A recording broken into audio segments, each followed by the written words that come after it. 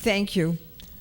Chairwoman Yu, to the ABA Commission on Women in the Profession, honored guests, Senator Hillary Clinton, members of the American Bar Association, and to all of my colleagues in the profession of law and dear friends. Good afternoon.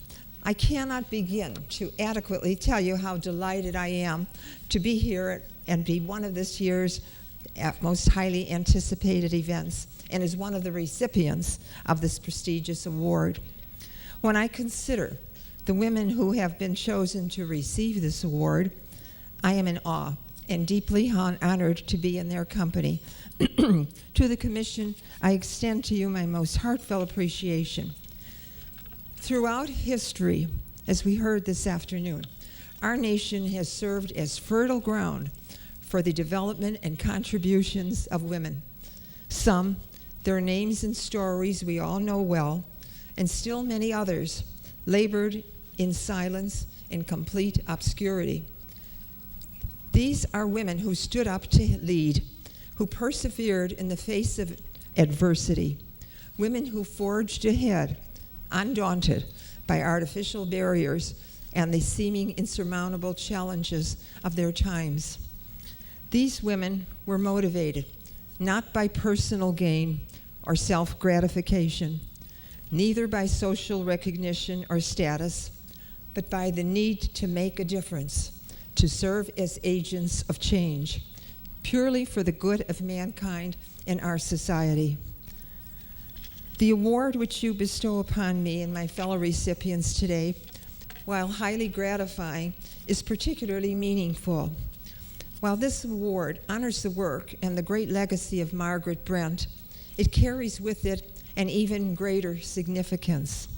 The Margaret Brent Award once again brings to life the story of an extraordinary woman.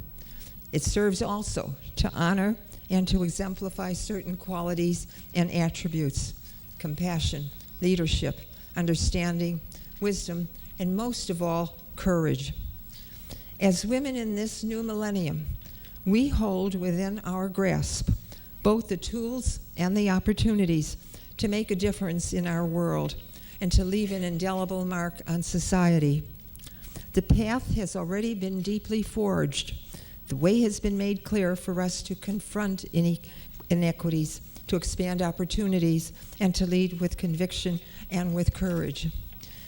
Because there are numerous individuals to thank for their confidence in me, it would take up more than the few minutes allotted for my remarks. So please accept my one big, very sincere thank you to all of you. There are, however, two people, special people in the audience, whom I would like to recognize because of their unwavering support for me over many years and have contributed to any achievement I have experienced. This is my entire family, my daughter Mary Ann and my sister Frances.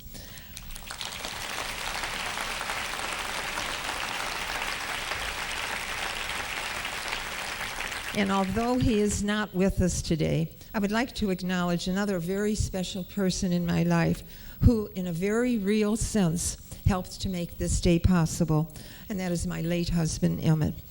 This award brings to mind three very dear friends of mine and prior recipients of this award: Esther Rothstein, a real pioneer; Laurel Bellows, who is here, a recipient who continues to inspire us with her efforts on our behalf; and a newer but very dear friend, Judge Judith Kay.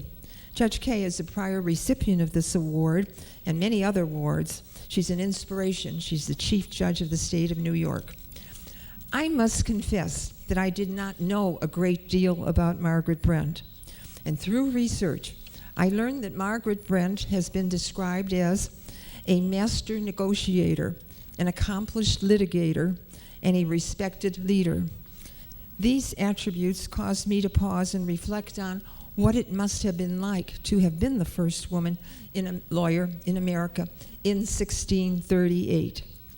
Of course, the words pioneering and courageous came to mind, but recall that Margaret Brent was on the scene long before Ralph Waldo Emerson told us to, quote, "Go instead where there is no path and leave a trail," unquote.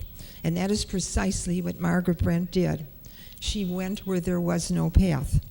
She was also on the scene long before Eleanor Roosevelt advised us that, quote, "You must do the thing you think you cannot do," unquote. It seems to me that those sentiments also aptly apply to her. But at the same time, while Margaret Brent's remarkable qualities and legendary achievements earned her an esteemed place in history, it also seemed to me that it was a lonely journey for her. She did not have the benefit of organizations advocating for greater equality and continued to advancing the interests of women in the profession as well as in the community at large. She did not have the support, the guidance, and friendship of other women lawyers. Indeed, we have been fortunate that Margaret Brent, more fortunate than Margaret Brent in pursuing equality and the gains we have made toward that goal. Therefore, I cannot overemphasize the importance of women helping women, of women inspiring and providing the impetus for more women to achieve their potential. Each new door that opens for one woman expands opportunities for others. I should like to recognize today those women attorneys who valiant labor daily to correct the wrongs inflicted upon women who are victimized by poverty and unable to assert their entitlement to child support, relief from housing, employment, immigration, or human rights violations. The list is endless. These women attorneys, in their way, truly open new doors and extend opportunities for those women. I do not think that I would be, thank you.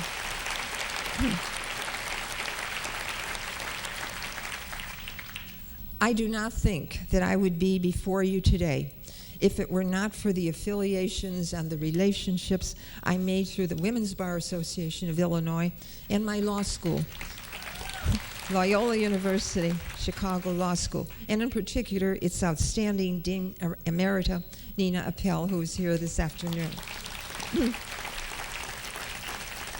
Throughout my career, the Women's Bar Association members and Dean Appel have been among my staunchest allies. I met many of my dearest friends at Loyola and Women's Bar Association activities.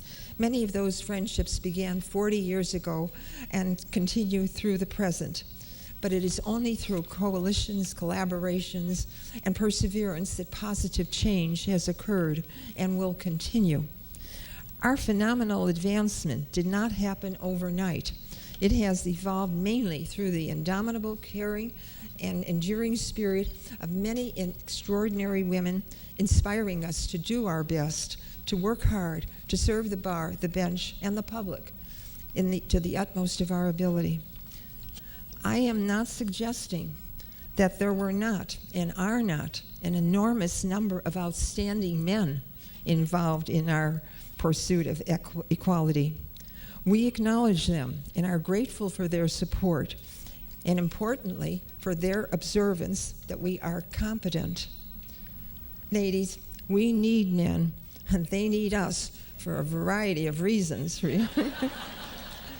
So let us not polarize. However, I believe it has been the steadfast commitment and dedication to the concept of women helping women that fortified us to break down barriers. In closing, I wish to say that I am truly blessed to have had and continue to have a very satisfying career and a rewarding life, owing in large measure to wonderful friends, my family, outstanding mentors, and excellent role models.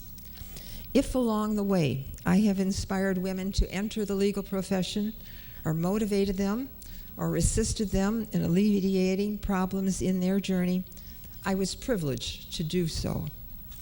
The most important thought that I would like to leave with you today is that we must help each other so that we may continue to move forward. Let us dream big and not be afraid to make mistakes. Let us keep our minds open to catch the best ideas.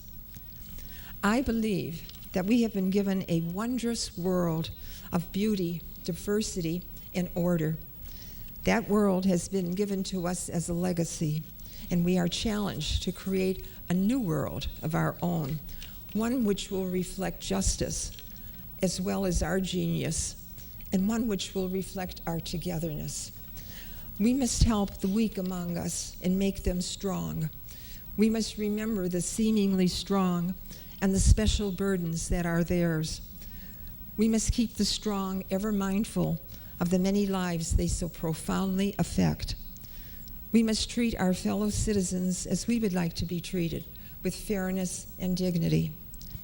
But may we treat with particular sensitivity and kindness the dependent ones among us, the poor, the homeless, the unattractive, the defenseless, the disadvantaged, those who are different from us, the lonely, and the newcomers to our land. Let us work together. Let us lead productive lives one day at a time. To the American Bar Association and the Commission on Women, thank you again for this magnificent honor. I am truly grateful. To all of you attending this annual celebration, thank you for being here. Thank you, and God bless.